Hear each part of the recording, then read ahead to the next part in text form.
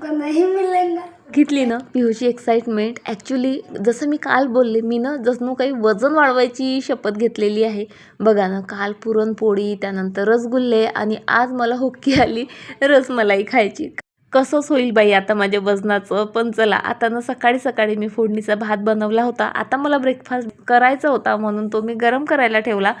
आता तितकी 5 मिनटं होती, तेवढ्यात म्हटलं चला किचन ओटा तेवढा आवरून घेऊ. थोडंसं पुसपास केलं ना तरी घर खूप नीटनेटकं आणि क्लीन वाटतं. तेवढ्यात अश्विनी आली. तिला अर्जंटमध्ये बाहेरगावी जायचं होतं म्हणून तिला वॅक्स करून दिलं. आणि आता ह्या पेंटिंग्स बघून तुम्हीच मला सांगा, तुमचा विश्वास बसेल का की पहिल्यांदा पिहूने वॉटर कलर यूज केलेत. त्याचं भरपूर कौतुक केलं. छोट्या मोठ्या गोष्टींसाठी मुलांचं खरंच कौतुक केलं ना, ते आणखी मोटिवेट होतात. पण आता इथे गोड खाण्यासाठी माझी मिस मोटिवेट होत आहे. माहीत नाही का, भरपूर इच्छा होत आहे. काल रसगुल्ल्यात सक्सेस मिळाला म्हणून आज रसमलाई ट्राय करते आहे. सो इथे ना रस बनवण्यासाठी मी दूध उकळायला ठेवलं आणि एका साईडला दूध फाळायला ठेवलं.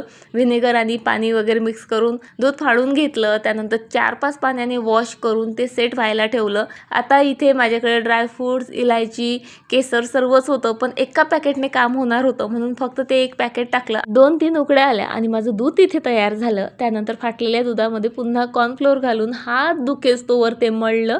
त्यानंतर एक छोटंसं जे आहे रसमलाई बनवली आणि साखर आणि जे पाणी तयार केलेला होता पाक त्यामध्ये सोडली. फिंगर क्रॉस होते कारण फुटायची भीती होती, पण ती नाही फुटली. त्यानंतर पटपट आणखी जे आहे रसमलाई बनवल्यात. 15-1 मिनटं उकळून घेतल्यानंतर एका मोठ्या प्लेटमध्ये पसरवल्यात.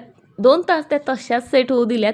नंतर त्या पिळल्या. त्यामध्ये जे रस बनवला होता तो ॲड केला. 2-3 तास फ्रीजमध्ये सेट करायला ठेवलं आणि त्यानंतर जे आहे मुलांना खायला दिलं. इतक्या छान बनल्या होत्या रसमलाई की काय सांगू. तरी पण मी पुन्हा बनवेल का नाही याची गॅरंटी नाही, कारण बराच तामझाम आणि भरपूर कुटाणा आहे बाबा. चला बाय.